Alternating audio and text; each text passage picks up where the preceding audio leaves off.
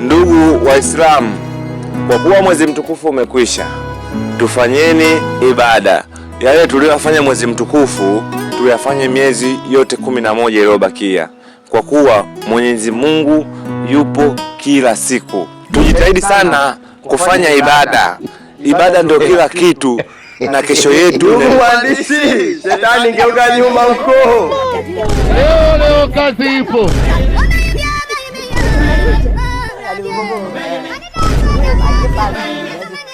A few moments later. Haya, wazinzi wale wa malaya wote, gesti naomba zijae kwa wingi, mimba ziwe nyingi, na hizi mvua hizi naomba mimba ziwe nyingi. Mtana na kushetani